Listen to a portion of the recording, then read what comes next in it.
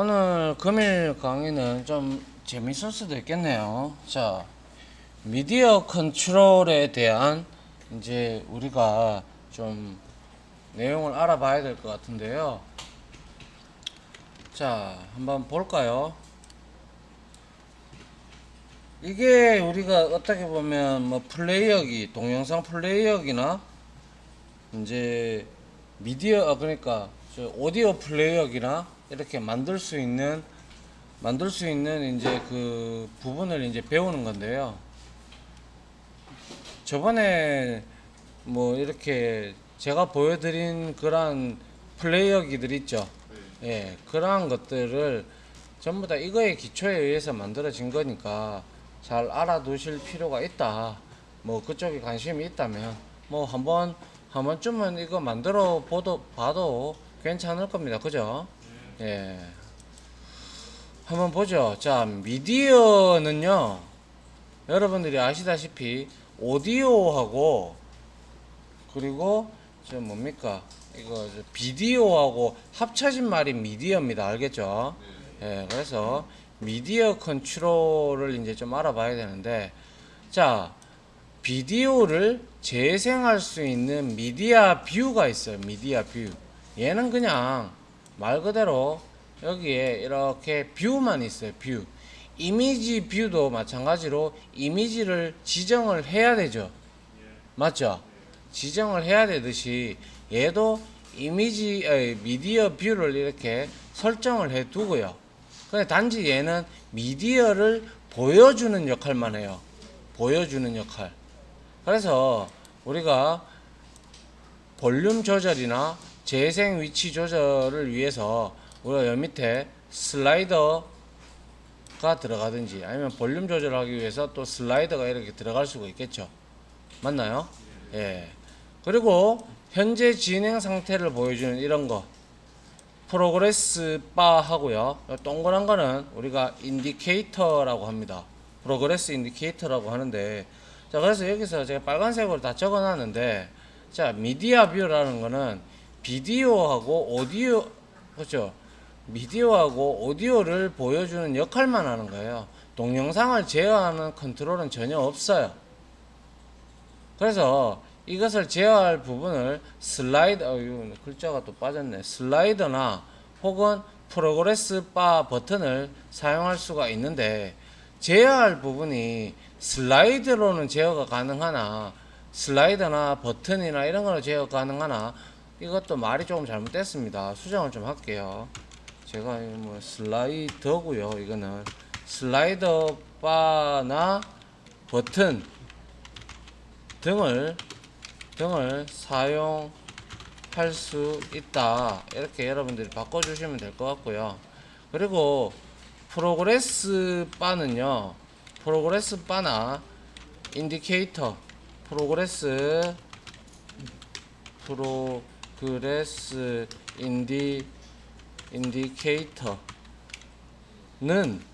인디케이터는 그냥 보여주는 역할이에요.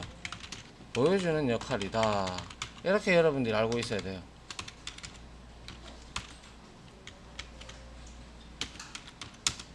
이렇게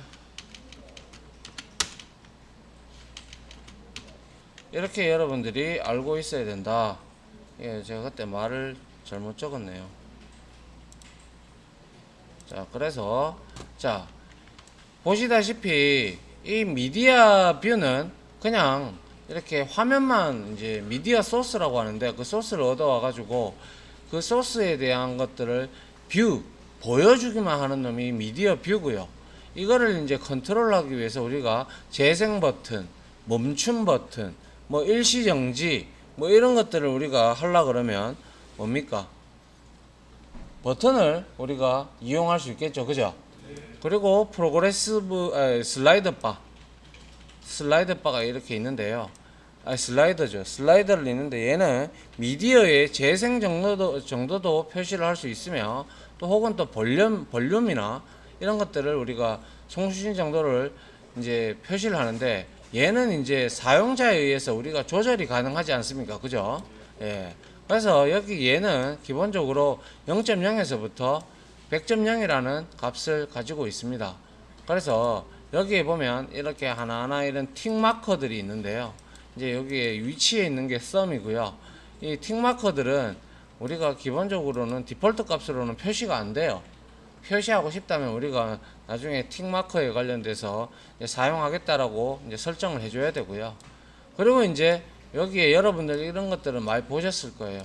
프로그레스, 요 프로그레스 바 이거는 이제 전송, 네트워크 전송이라든지 아니면 뭐 프로그램 설치 그런 현황 그런 것들을 우리가 이렇게 나타내주고자 싶을 때 우리가 이렇게 프로그레스 바 하고 이제 요렇게 요즘에는 이런 거 잘 안 나오죠. 근데 이게 이제 나중에 보면 우리 이제 설치 파일에 보면 MySQL 나중에 설치하게 되면 전부 다 이거 인디케이터로 이렇게 돼 있어요.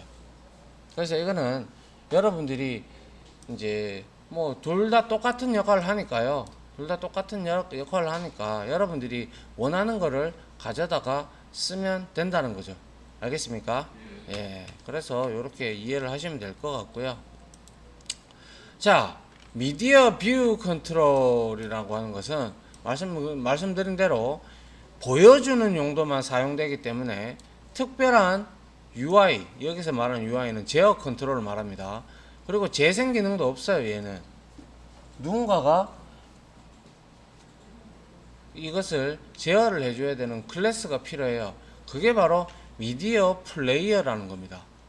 자, 한번 보죠. 자, 미디어 뷰는 자, 핏 위드스, 핏 하이츠에서 프리저블 레이티어 폴스에서 폴스했다라는 것은 300과 200의 동영상을 보여주든 음악을 보여줄 때도 이미지 파일을 보여줄 수 있잖아요. 그죠?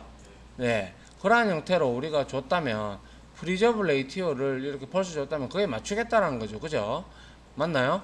예. 그래서 이 미디어 뷰를 이렇게 컨트롤을 해줄 수 있는 컨트롤을 해줄 수 있는 애가 바로 미디어 플레이어라는 클래스입니다. 클래스. 상당히 실질적으로 얘는 보여주는 역할만 할 뿐이고요.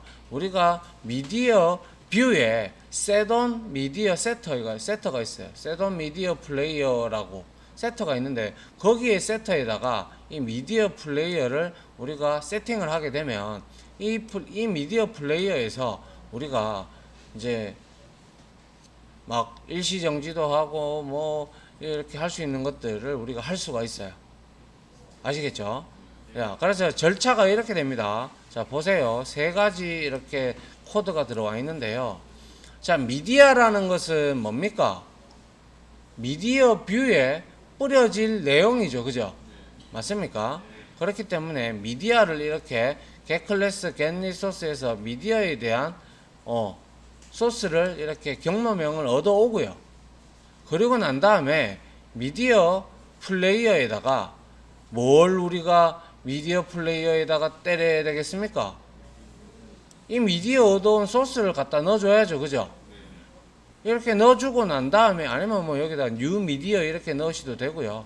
그래서 미디어를 이렇게 갖다 넣으면 내가 여기에 들어온 경로에 들어온 이 파일을 내가 이 미디어 플레이어 클래스로 제어를 하겠다라는 거예요.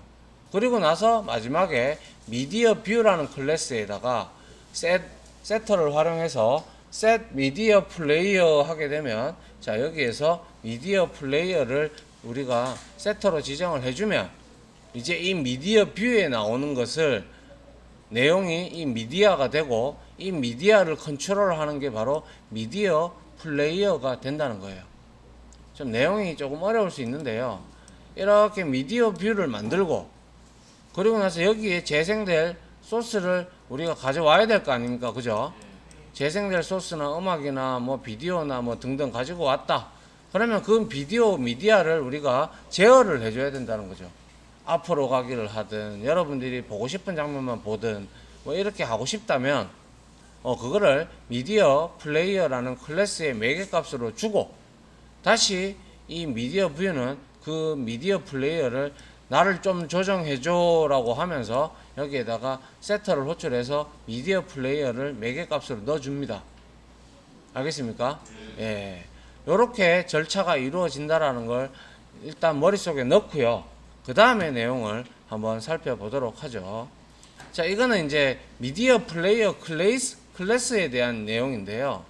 자, 아까 우리가 제일 처음에 했던 게 뭐였어요? 미디어 뷰를 일단은 만들어 놓고 그 다음에 미디어 플레이어에다가 재생할 소스를 우리가 경로를 통해서 찾아왔죠. 맞습니까? 찾아왔는 것을 미디어 플레이어의 매개값으로 던졌단 말이죠. 맞나요? 네. 예. 그래야 미디어 플레이어에 의해서 미디어 플레이어가 그 미디어를 조작할 거 아닙니까? 조작을 하면서 그 조작된 내용을 미디어 뷰에 표식을 할 거 아닙니까? 그죠? 그러한 절차를 여기 나타낸 건데요. 자, 한번 보죠. 자, 처음에 미디어를 경로를 통해 가지고 우리가 미디어 플레이어라는 클래스에 미디어라는 객체를 우리가 매개값으로 던지면 이 미디어 플레이어 클래스는 내부적으로 이러한 상태를 거치게 되는데요. 그래서 별로 어려운 거 없습니다. 여러분들이 홈 플레이어나 혹은 윈미나 아니면 요즘에 동영상 플레이어기 많으니까 여러분들이 그거를 활용을 하시기 때문에 이 내용은 그렇게 어렵게 안 느껴질 겁니다.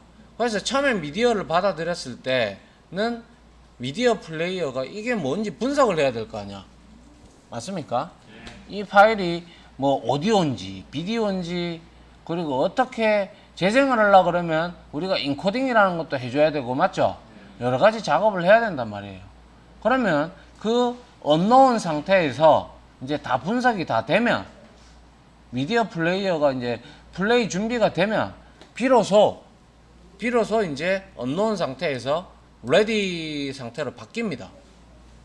미디어 플레이어 클래스 자체 내에서. 알겠습니까? 그래서 소스를 분석하고 난 다음에 자동 레디로 전이가 되는 거예요. 바뀌는 거예요.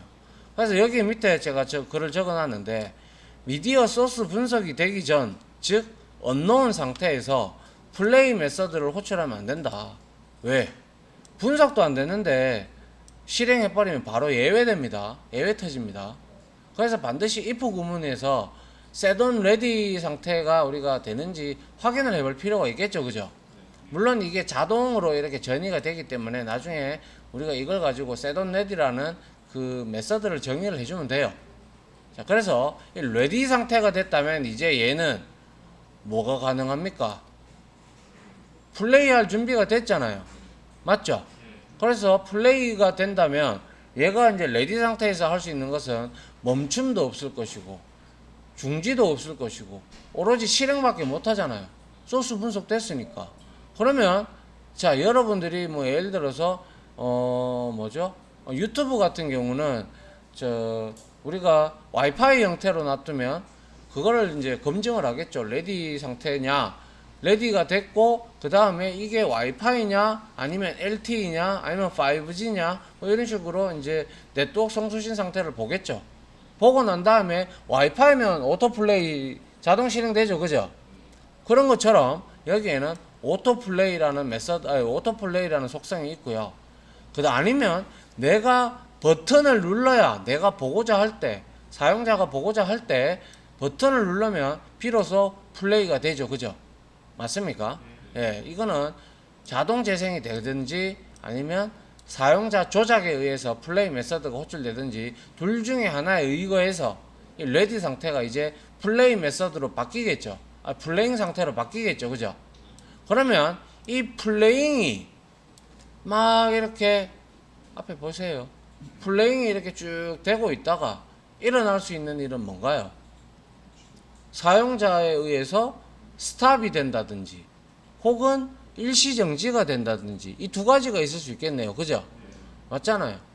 그래서 플레잉 상태에서 내가 일시정지를 누르면 포즈 상태로 가고요. 포즈 메서드를 우리가 정의해 놓으면 되고요. 그 다음에 멈추고 싶으면 스탑을 외치면 됩니다.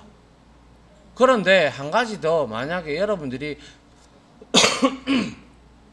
스트리밍 형태로 여러분들이 만약에 네트워크 송수신을 동영상을 이렇게 한다 그러면 그거는 이제 네트워크 환경이나 혹은 여러분들의 핸드폰이나 아니면 여러분들의 PC 사정에 따라서 버퍼링이 걸릴 수도 있고 맞죠? 맞잖아요. 멈추든지 그렇게 되면 계속 이렇게 버퍼링이 된다든지, 혹은 뭐 그래 쫙 나가지고 여러분들이 기다릴 수도 있고, 혹은 멈출 수도 있고, 안 본다 하면서 끌 수도 있잖아요, 그죠? 그게 바로 스톨드라는 거예요, 스톨드. 근데 여러분들이 로컬 PC로 다운을 받아서, 요즘에는 워낙 좋은 환경이다 보니까 다운을 받아서 이제 뭐 영화나 이런 것들을 보잖아요, 그죠? 그러다 보니까 별로 굳이 이런 스톨드 상태다. 요즘에 또 거의 다 광대역을 쓰고 있고, 뭐 전부 다 뭐 5G를 하고 LTE, 기본이 LTE니까 뭐 좀 뭐 와이파이를 쓰다가 뭐 이제 LTE로 넘어가는 그런 찰나 시점을 제외하고는 뭐 거의 다 이제 스톨드 상태가 될 일은 거의 없죠, 그죠? 맞습니까? 예, 그렇기 때문에 이거는 우리가 자바 코드를 어떻게 할 수 있는 부분이 아니에요.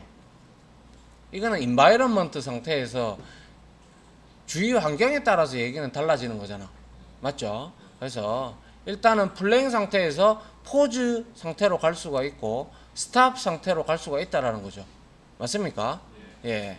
그 다음에 이제 스톨드가 됐다면, 예를 들어서 버퍼링이 됐다면, 자, 버퍼링이 걸렸다면 여러분들은 멈출 수가 있을 것이고, 또 포즈라는 일시정지를 해줄 수가 있을 거예요. 그죠? 그래서 네트워크 상태가 좋아질 때까지 그걸 기다린다든지, 뭐 그래 할 수가 있을 거고요. 그 다음에 이제 스탑트 이렇게 됐어요. 이렇게 되면 얘는 스탑이 됐으면 이제 뭡니까? 동영상이 멈췄다는 거죠. 맞죠? 그러면 동영상이 완전 멈추면 일시정지가 버튼이 활성화가 돼야 됩니까? 아니죠. 플레이 버튼이 이제 재생 버튼이 올라와야 되잖아요. 그죠? 그런 형태로 이렇게 왔다 갔다 한다는 거죠. 이러한 내용들은 여러분들이 다 아시잖아요. 다 사용을 하고 계시고 이런 내용들을 알잖아요. 그죠? 맞습니까? 맞나요? 이게 바로 상태와 변경 메서드들입니다. 자, 이런 것들을 그러면 우리가 과연 자바 코드로 어떻게 나타낼 건데, 그게 중요한 거잖아요. 그죠? 이거에 대한 흐름은 알았으니까 그러면 한번 보죠. 자, 여기 이렇게 되어 있는데요. 자, 한번 보시죠. 상태. 자, ready 상태를 우리가 하고 싶다면, 자, set on ready. 얘는 ready 상태가 됐다라는 것은 뭡니까? 소스 분석이 끝났다라는 거죠. 맞나요? 예, 그럼 자동으로 set on ready 상태가 돼요. 그러면 이때 이 set on ready의 매개값을 보세요. 러너블 객체예요. 그죠? 러너블 객체는 함수적 인터페이스니까 충분히 우리가 람다식 사용해서 간단하게 표기할 수 있겠네요. 그죠? 예, 그래서 러너블 상태로 들어가 있는 상태인데, 이 러너블 상태에서 런 메서드를 우리가 재정의를 할 때 우리는 여기서 할 수 있는 일은 뭔가요? 재생 버튼을 활성화 시킬 수가 있을 거고요. 1차적으로. 맞잖아요. UI 상으로는. 맞죠? 레디 상태가 되면 재생 버튼이 활성화가 되고, 그 다음에 나중에 우리가 속성 감시를 할 때 이제 슬라이더에 보면요, 슬라이더에 value property라는 게 있어요. value property 속성을 가지고 current time value property인데, 그게 현재 재생 시간을 가지고 우리가 표식을 할 수 있잖아요. 그죠? 맞잖아요. 예. 프로그레스 바에서 얼마나 이렇게 진행이 됐는지도 볼 수가 있을 거고, 몇 퍼센트 진행이 됐는지 인디케이터로 볼 수도 있을 거고, 그리고 여러분들 슬라이더 컨트롤에서 얼마만큼 진행이 됐는지 볼 수 있잖아요. 그죠? 그리고 총 재생 시간이라든지 현재 재생 시간이라든지 이런 거 표식할 수 있잖아요. 그죠? 그렇게 하려 그러면 우리가 여기에서 속성 감시 코드를 등록을 한다든지 하면 될 겁니다. 세론레디 상태에서. 그죠? 네, 분석이 다 끝났기 때문에. 그 다음에 이제 레디 상태에서는 우리가 플레잉으로 넘어가잖아요. 그죠? 플레잉으로 바로 넘어가게 되면 세돈 플레잉. 근데 전부 다 여기는 똑같듯이 러너블 객체가 다 들어가 있어요. 그러면 여기서 우리가 플레잉 상태에서 해줄 수 있는 거는 일시정지 버튼이나 멈춤 버튼을 활성화를 시키고, 재생 버튼은 숨겨야겠죠. 비활성화 시켜야 될 거 아닙니까? 그런 것들. 그리고 셋온 포즈도 마찬가지. 멈춰 있으면, 일시정지가 되어 있으면 아예 멈추는 거와 스탑드와 재생 버튼을 활성화 시켜야 되겠죠. 그러한 코드들. 그리고 셋온 스탑드는 플레잉 재생 버튼만 활성화를 시켜주면 되겠네요. 맞나요? 근데 앞에서 제가 설명 안 한 것 중에 하나가 있는데 바로 end of media라는 상태입니다. 이거는 뭐냐면요, end of media 상태라는 것은 미디어가 오디오나 동영상이라든지 이런 비디오가 끝을 만날 때 우리는 end of media라는 상태로 정의를 하는데요. 왜 이걸 정의하냐면요, 나중에 해보시면, 같이 해보시면 아시겠지만은 동영상이든 오디오든 간에 얘네들은 처음부터 시작을 해서 끝까지 재생을 하고 나면요, 얘는 재생 버튼은 다시 활성화가 되겠죠. 활성화가 되겠지만은 얘는